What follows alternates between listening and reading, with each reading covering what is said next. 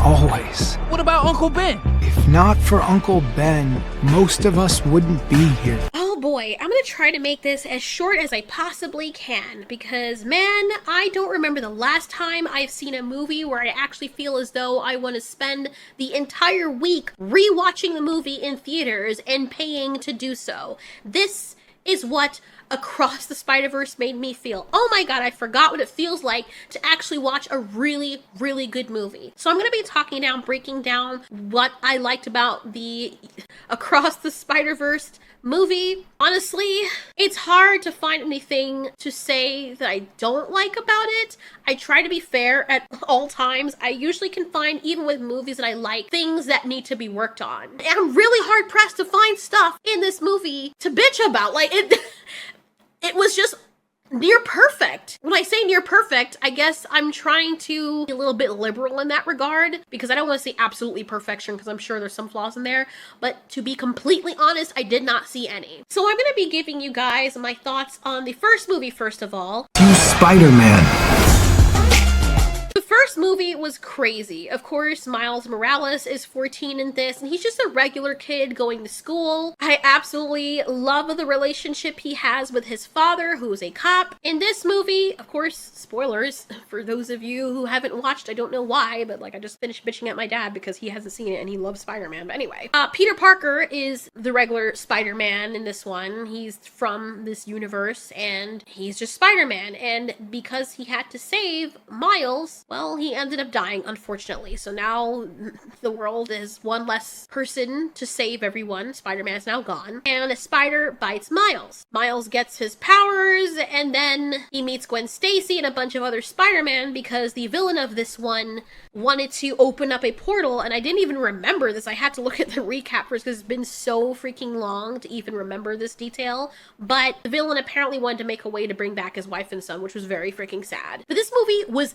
excellent. The characters felt real, and the only thing I would say about it is you have to get used to the frame rate, even though it was beautifully done. Into the Spider-Verse is wonderful because it feels as though it is coming right out of a comic book. You feel like you're watching a comic book come alive in the way they animate. Now, this is true art. And it was so revolutionary to the point where a lot of other modern day animated movies, like Puss in Boots: Last Witch, kind of emulate that to some degree, and it works. In this movie, they seem to go a little bit easy on the frame rate where everything feels smooth, but it still has that wonderful animation style that just manages to even be better than it was in the first movie. Uh-oh, repping the Jamaican flag. So the general summary for this movie is that Gwen Stacy, from her dimension, has to deal with her struggles of being Spider-Man in that universe, or Spider-Woman in that universe. Her dad is a police officer who is actually hunting down Spider-Man, and in that intro, we do get Gwen's character as the main, and they're basically giving her backstory. And it turns out that Gwen and Peter being together never works out in any universe, which is actually pretty freaking sad. And in that very short segment of their giving the backstory about how Peter in that universe did not have powers, she had powers, and he knew who she was, but she didn't know he knew. He actually became the reptile, and he was being bullied all the time, but never got his powers, so he took the reptile thing, ended up becoming a villain instead, even though he loved her very much. And as he was dying, you know, it was really sad. Anyway, that made me cry. How they were able to make me feel something in that very short space of time for this character, man, that's just genius. I don't know what happened or how they did that, but they managed to. We see her also struggling with keeping a secret from her dad. She ends up telling him, and him being a good cop, despite her being his daughter, because he feels that she killed her best friend, Peter. Because it was like the whole Harry situation where Spider-Man left after he put Harry down in the Tobey Maguire movie. It was very sad because he knew him. Green Goblin. He put Green Goblin down. Harry comes in and all he sees is Spider-Man over his father. So he's like, you killed my father. And this was horrible because the whole time he doesn't even realize that his best friend is Spider-Man. So we have a similar situation here with Gwen, except her father's trying to avenge Peter because it was his best friend and he saw Peter as part of the family and whatnot. She tells him, he doesn't take it well, and he's hurt beyond belief, but you know, there ain't no nepotism here. He's actually being a good, dutiful cop because despite the fact that it's his daughter, he still proceeds to arrest her because she killed someone. As far as he knows, she jumps through this portal with a group of spider people and joins them. Miles Morales is also trying to deal with being Spider-Man, not telling his parents even though he really wants to. He's always showing up late for everything that's supposed to matter, his future, with talks with the colleges or schools he wants to get in, his father's congratulatory celebration of him making captain or about to make captain. And there's a good reason for this, but he can ever share this with anyone, like his parents, the people closest to him, who are now starting to worry because they're realizing he's missing out on a lot of things. And Miles Morales meets this guy named Spot. Let me tell you something, the guy's freaking hilarious. But he has this power where his body is filled with holes that can go through dimensions. He basically was a scientist, this is from the first one as well, and when the Alchemax Collider explosion happened, his body got infused with portals, and so now he can kind of create them. Spot also claims he is Miles' nemesis in the most funny way possible. You never take him seriously. You just think, oh, he's just a weekend villain, which he does come off as. So Spot blames Miles for his predicament, and he wants to use the Alchemax Collider in other universes to make himself stronger. And then you realize later on that this guy, despite him being funny and people not taking him seriously, he actually does become, there's like a villain arc for him later on, like a power-up kind of thing that happens that you see in anime and you're like, woo! I'm actually rooting for this villain, but not rooting for him to like against their characters, but you're like, damn, like when you see him get stronger, oh my god, it's crazy. We'll talk about him later. I don't know what kind of sound that was I just made, sorry. Long and short of it, Gwen goes back to this area where she's part of the Spider Society. It's revealed there's this big Spider-Man organization. Gwen is part of it with this pregnant woman and the leader, who is Miguel, and he is another type of weird Dracula-type Spider-Man thing. Really badass. He's an anti-hero, by the way. And Miles Morales kind of sneaks in, and everything just goes out of control because him being there kind of helped create Spot. Like the whole web that's being woven, ironically, I know, right? With this whole story is, it's so solid, it's so sweet, it just keeps you like, what? Every time you find out something, you're like, oh my god. Like, I was riveted the whole time. This movie is like over 2 hours long, and I had to pee so badly. And usually for other movies I've seen as of late in theaters, I'm like, okay, here's a quiet spot that's happening that doesn't look like anything of any real importance is happening. I can go and just relieve myself and come back, and you wouldn't have really missed much. This, no bro, it doesn't matter if you're having freaking cramps. You hold that piss, because good grief, there was never a moment, even in the supposedly like quiet moments of the movie, there is no part here where you can actually be like, okay, it's okay, I can go and I can take a break. No, in every part, you feel as though you're gonna miss something if you walk away. I'm so glad that I didn't. This is only part 1, of course, of part 2, so the villain turns out to be a really, really big issue. One thing I will say, the frame rate, I think I mentioned it before, but the frame rate in this movie was amazing. They did manage to smooth out a lot of that and keep, as I said, the original animation. It turns out to be better. I like the way they do the backgrounds. Like when they're focusing on the characters, it seriously is a work of art, because the poignant scenes when somebody is speaking and you look at the background, you can actually see that when they're upset, it looks like tears are falling down on the canvas that's being drawn behind them. When they're in angst, you see the red colors. When the father is torn between like one emotion and the next, you see the red on one side of his face behind him and the blue on the other side. The way that they assembled the animation and the vivid imagery in this is just so jaw-breakingly amazing. As someone who loves art and draws, like this for me, I was just eating it up. Like my eyes were just, it was so wonderfully done. Beautiful way to tell emotion. I mean, the characters are already expressive enough, but that was just like a whole nother dimension to it, which was also really cool and, of course, fitting for a movie that is about dimensions. The storytelling, let's talk about that. The whole point of this is seeing the villain. You get to see his origin story a little later in a funny kind of way where nobody takes him seriously, including the audience. And then you're like, okay, this guy had a hard time, poor thing. He's not an actual threat. He's funny. He's comic relief. Don't worry about him, please. Guy that can open portals through his body. Please, whatever. I'm freaking Spider-Man. I can shoot webs out my hands. Like, that's any real comparison. But then later it's like, okay, as Miles is dealing with this, he starts to realize there is more to his life than just what's in his universe. And it now becomes a bigger problem. Even us as the audience, we are blindsided by how powerful he does become. Like, I actually felt blindsided, and that's a great way to tell a story, because you're also including the audience for the ride, as if we are getting exactly the same amount of information that the main characters are getting. So we are along for the ride, feeling the emotions they're feeling as things are being revealed as time goes on. It was so well done. This character, who is a scientist, he becomes more powerful. He is discovering his abilities as time goes on. The fact that he kicked his own ass, there was a funny part in the movie where he kicks himself into his holes, like all the way in. Sounds funny. That innuendos with this, they also play upon that in this movie. It's hilarious. And you can see that he's not really good at it. Like, when he starts out, he is really bad at using his powers, and he's in a Jamaican store, and thank you for getting an actual Jamaican to do the Jamaican accent. I was like, okay, that man is a real Jamaican. He's a yachty, because he sounds like he's Jamaican. But that part was freaking hilarious.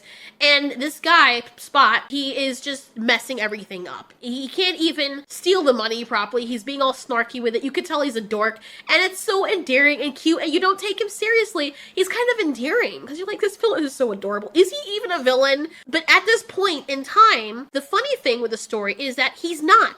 Technically, he isn't a villain. He's a victim. He had this happen to him in the same way with Electro that happened to him as well. He didn't just go out of his way and do this to himself. This happened to him as a result of Spider-Man. So he's like, oh, Spider-Man took everything from me. But it's not in this angst kind of way. It's in like, oh my god, I'm so annoyed. And then he happens to meet Spider-Man, because of course Spider-Man comes when he sees him tearing apart this Jamaican guy's store. And he's like, dude, what are you doing, man? Spider-Man doesn't even see him as a threat. And he's like, you took everything from me. Don't you remember me? But no one takes him seriously. This dude talks like he's Ryan Reynolds in a suit. So, of course, he isn't an actual villain. He's like, you're my nemesis.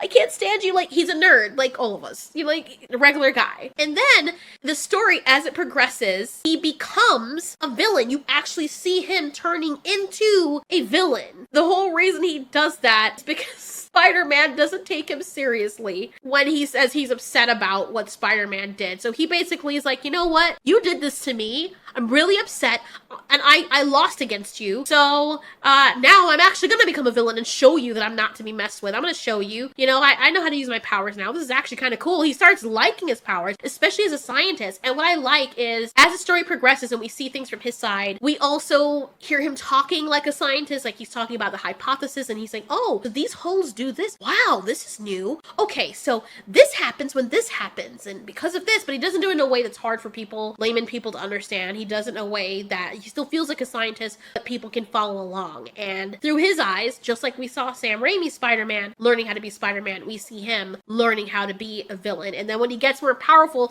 and we actually see him really strong, we're like, ooh, okay, he's a freaking problem. The soundtrack in this movie, oh my gosh, there were certain songs where I was like, dude, I wish I could Shazam right now, but I don't want to be rude and take out my phone, so I'm gonna have to remember this for later. I actually wanted to get some of the soundtrack. They had some weird songs. One that started out, it sounded like a pop rap kind of thing, then it turned into this like weird orchestral piece. I was like, what is this? Like, the music, some of the music they use is just weird, and I like how all the music pieces also fit very well with what's going on screen. Like how the Disney animations used to be back in the day, I think, when they didn't have people. No, not people. You know what I mean? Like, what was it? They didn't have sound, I guess. Like, they had sound, but they couldn't record people speaking. So you see, like, these little low frame things with people doing actions, but using signs to show you their dialogue. Silent movies. That's what they're called. Silent movies. And as you can see, this was really old. These movies were like 20 minutes long.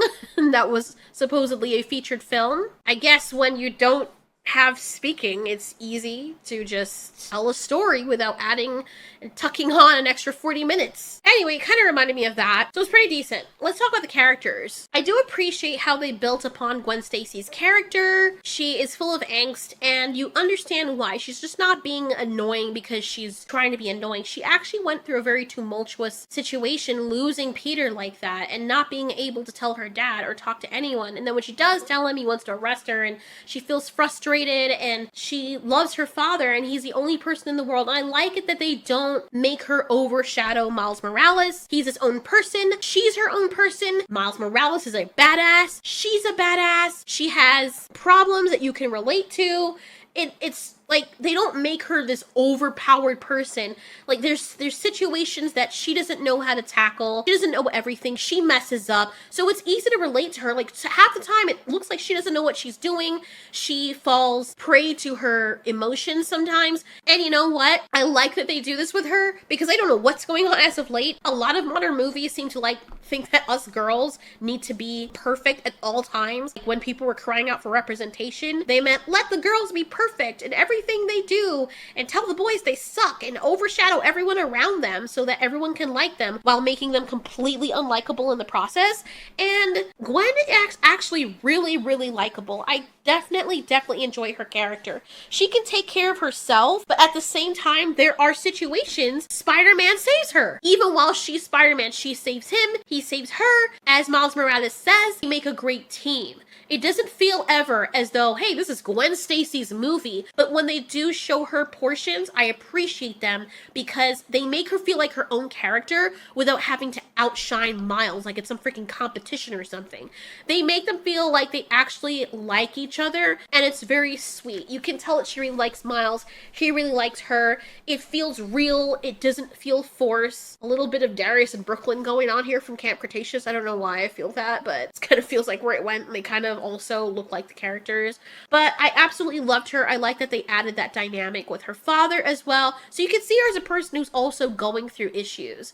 Her whole look has changed based on that as well, and it's really interesting. I like the way they did that. Not to also say her dad. Also, we have him dealing with his own struggles as well, with learning that his daughter is the person he's been hunting this entire time. We also get the return of Peter Parker, and guess what? He's a dad. Daddy. And he has just completely embraced the dad life. He had his child with Mary Jane. It's a daughter that looks like her, looks like him. And you could just see it's all about him, which is so funny that they play upon that, because I've seen lots of parents do exactly the same thing. As soon as they have a kid, hey, look at this picture. Look at this picture. They just want to share everything. Yeah, and my daughter such and such and such. My daughter. My grandkids. Look at this picture. Isn't this cute? Blah, blah, blah. I'm like, God damn, man. Like, okay. But I get it, because when you have something else that has come out of you, your pride and joy, the love that you have for them is just so overwhelming, you can't help but share them. And I think that was really, really adorable, seeing that he was all about him being a dad. I mean, did it kind of go overboard? Yeah, he even takes his daughter to work with him, and it's kind of funny because my dad did the same thing with me when I was born. Like, he loves being a father, and it was all about his princessness. He still does it. And I thought it was really, really adorable. Peter is kind of like a moral compass in this. He still is the mentor, but they do kind of use him as comic relief a little bit, but this is a new stage in his life. And it's very interesting to see the dynamic between him and the main character, but also among all the other characters of Spider-Man that are there. We also get to see this new character. She's a very stubborn, by-the-book, pregnant woman. I'm like, bro, what in the world? And then she says, oh, well, you know, this guy she got pregnant with, I think it's her husband. Her husband, he's so hot. And I thought at first that the husband was Miguel, because I'm like, I mean, if she says so, but... And then she works with him, so I automatically thought for some reason the both of them was whatever, but it's never revealed that that's the case. Could still be revealed later that Miguel is her husband, but I don't think so, because in Miguel's backstory it never shows her. But my thing was, I'm so worried about her the whole time, because I'm like, bro, are you serious? In your world, how is it that people wouldn't... I mean, it kind of narrows it down, you know what I mean? When there's a pregnant woman going around and people are taking pictures of you and you're growing at the same rate, but I'm guessing that her husband probably knows that it's her. He would have to, because it would be pretty obvious to him, because he's like, wait a minute. Okay, so Spider-Woman is okay, honey. Something you want to tell me? People are going to notice that Spider-Woman got knocked up by someone. Everyone's going to be wondering who the hell, who Spider-Woman is, who knocked up Spider-Woman, you know what I'm saying? Like, everyone would start to notice. It also puts her in a precarious situation. She's still out there, and she is doing what she needs to do and sacrificing, I'm sure, what would be the rest that she needs. Swollen feet, the bladder situation that I'm sure comes with pregnancy. I wouldn't know, but I had a mom, I had people I know that were pregnant, and it didn't look very, very pretty. Like, the baby, I guess, is worth it with all the the shit that people have to go through when they're pregnant. So imagine her sacrificing all of that comfort and going through that added pain and discomfort of carrying around a whole ass baby while you're also trying to keep the world safe. She could have said, let me sit home because I'm pregnant. It is what it is, and somebody else handle this. There's nobody else to handle it. She still has to do that despite her being this way. So that was very interesting. And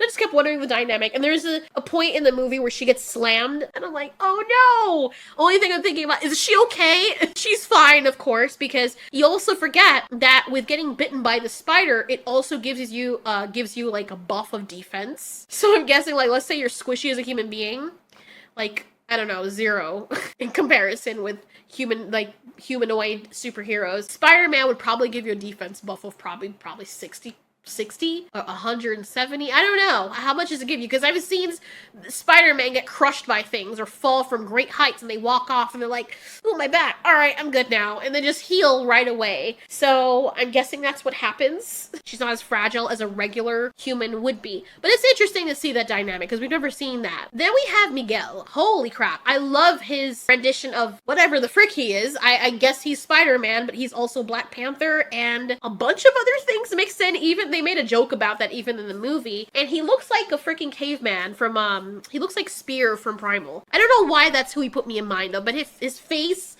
his facial features, looks like my guy Spear here. And they have kind of the same personality almost, except that guy is way more angry. At first, you don't take him as seriously, but then later you take him really seriously. And you start to wonder if he's becoming unraveled mentally. It becomes a situation for the audience where you're wondering, is this really a good guy? Or is he a good guy, but he's now pushing things too far, trying to be good, that he's becoming a villain? You know, because there are those stories as well. So I'll call him an anti-hero or an anti-villain, whatever. That being said, the villain of the story that you think at first is gonna be him, Miguel, is the person everyone least expects, where he's like, I'm your nemesis, and they're like, please.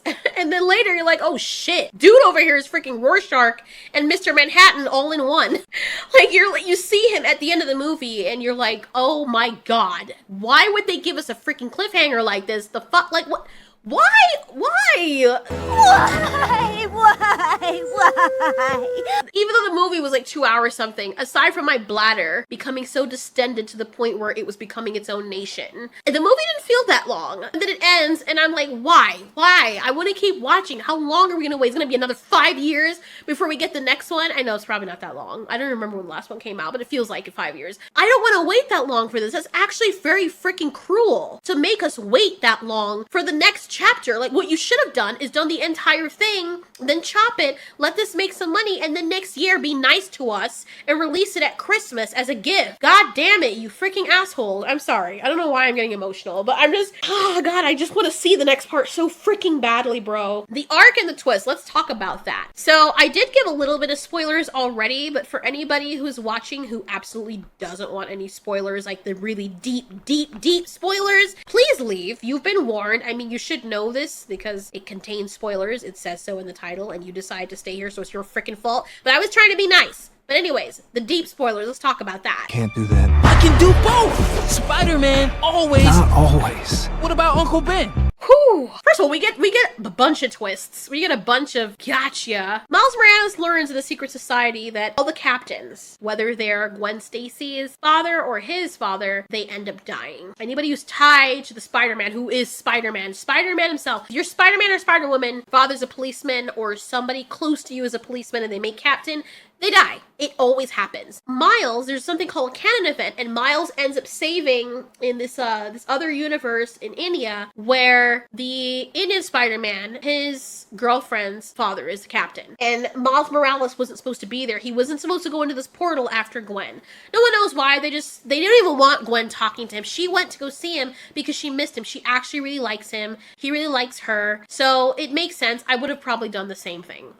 You go to his world for a reason because of the spot thing anomaly that they were tracking, but she likes him. So she's like, God damn it, I have to see him. I can't not go see him. But then she gets reprimanded for it, and the pregnant woman is like, so anyway, Miles uses his invisible thing. I didn't even remember he had that ability. And he goes in after her, and Miguel is really, really angry. Like, to the point where I'm like, oh boy, is he gonna kill Miles? Like, I really feel like this guy despises him. He's throwing stuff at him, and I'm like, damn, that's hot. He's really mad. Like, anyway, okay. Anyway, so they all tell him, like, yeah, dude, here's the buck. Dad's gonna die in 2 days because he's gonna make captain. And Gwen knows her dad also is a captain. And it's one of those things. They wouldn't be who they are unless they lost somebody close to them.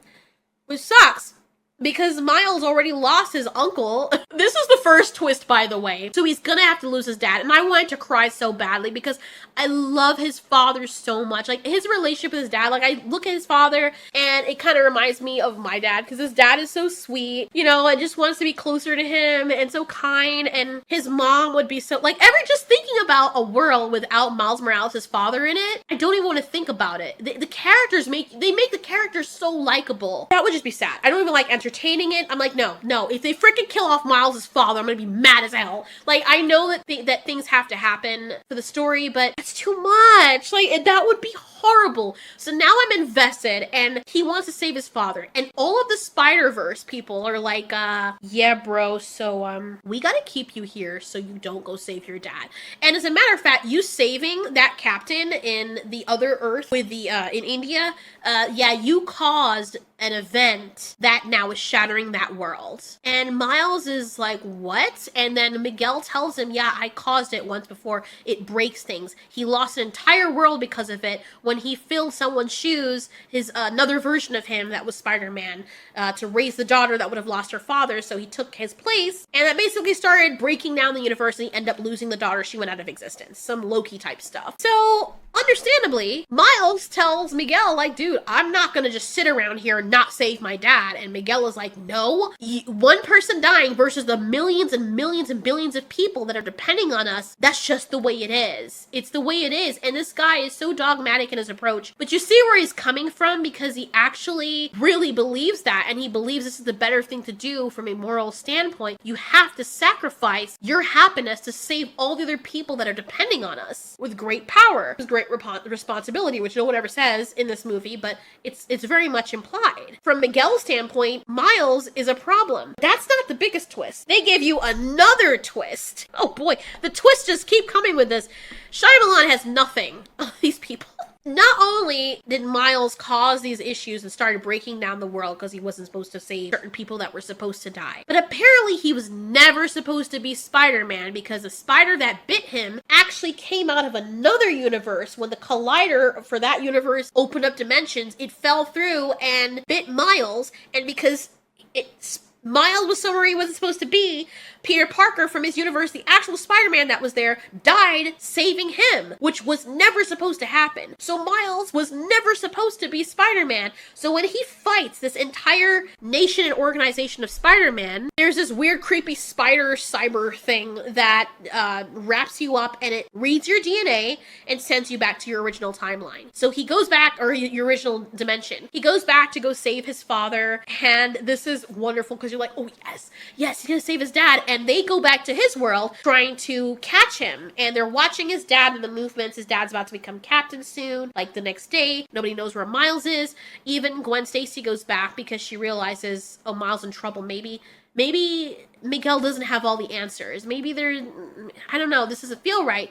And she loves Miles, so she makes the decision to be on his side instead, but she can't find him. He's not there. Miles goes back, but he is in his room. He goes to his mom, and he's like, Mom, he tells his mom finally, I'm Spider-Man. And she's like, I thought she was going to start laughing. She's like, who's Spider-Man? There's no way in hell his mom would not know who Spider-Man is, because the father knows Spider-Man. Doesn't know it's his son, but they talk about it. He's all over the news. The police know him. Her dad's a cop. It's impossible for you to not know who Spider-Man is. So he's like, are you joking?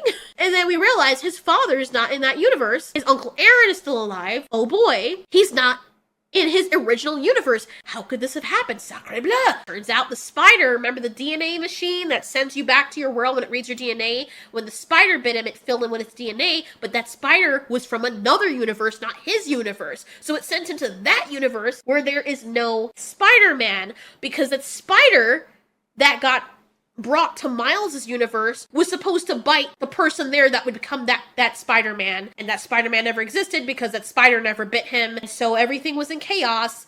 And that was like another big twist. But you ready for the next twist? Oh my god, this movie's filled with twists. The next twist, I love it. He is captured by, of course, the Prowler, and we know that his uncle was the Prowler. The one that has the weird Inception music kind of thing that's very creepy.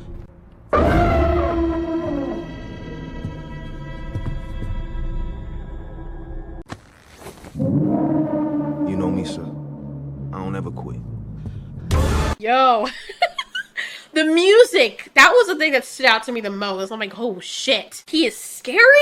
Like, the horror theme for that was so well done. So we have the Prowler here because Aaron is alive in this universe, but there's no Spider-Man, so all the villains are running loose. And of course, Miles Morales has to pretend that he is Miles Morales, but then he gets caught. Miles thinks that his uncle is the Prowler, and he says, I'm not the Prowler. And this other person comes out, you're like, no. Is that Miles? This universe is Miles. He takes off his freaking Prowler mask, and it's him, and oh my god, he's so dead-eyed. Like, it's amazing how different experiences and expressions can make you look like a completely different person.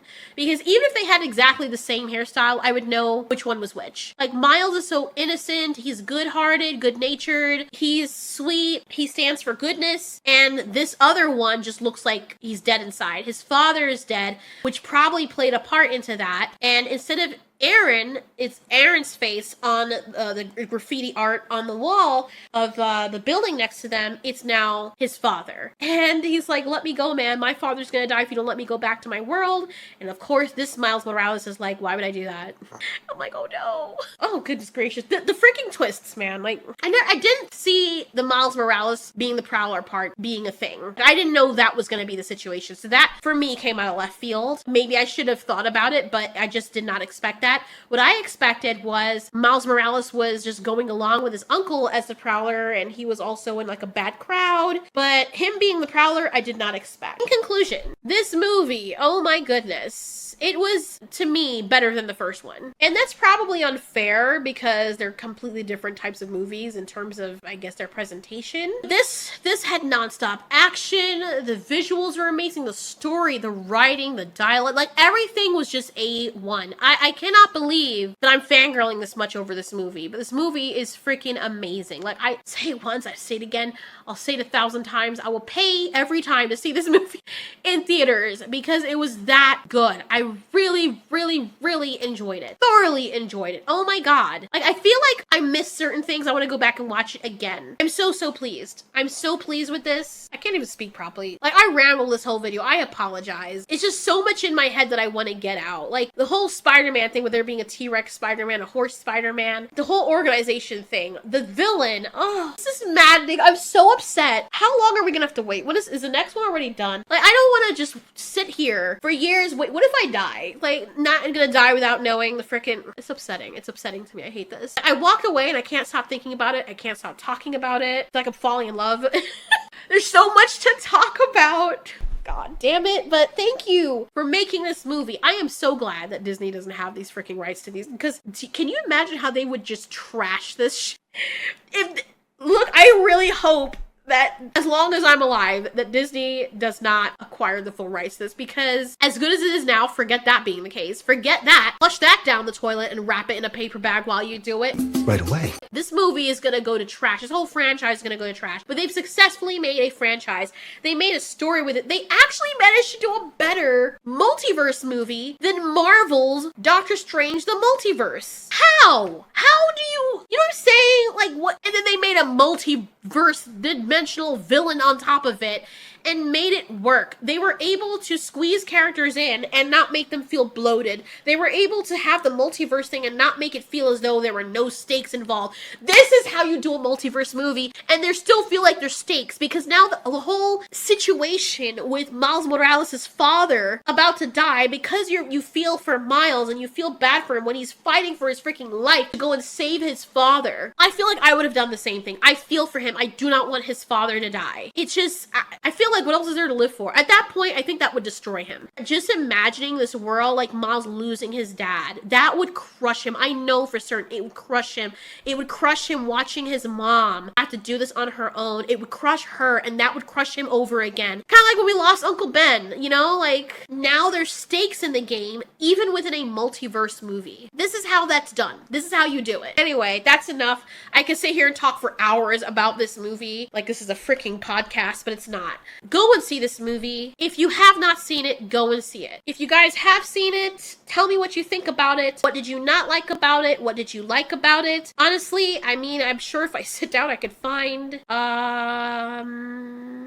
you see, there's more good in this movie than there is bad. That I don't even see the bad. It's very rare that it happens, because there's some points where I'm like, ugh, that character, or this character. I didn't feel any of that in this movie. I'm hard pressed to find anything to say they could improve on this. The one thing that I did have an issue with, they did improve it in this movie, which was the frame rate thing, which it was interesting, but it grates on your eyes after a while, and they fixed that in this movie. So that's the only thing they took away that was a supposed flaw, in my opinion. But I'm welcome to hear what you guys have to say. This movie was freaking 10 out of 10 for me, personally, because there's honestly nothing bad I can say about it. Except that they're gonna make us wait so freaking long for the next one. I bet you they are, freaking assholes. Anyway, thanks so much for watching. This has been Ultiori. You ask, we answer.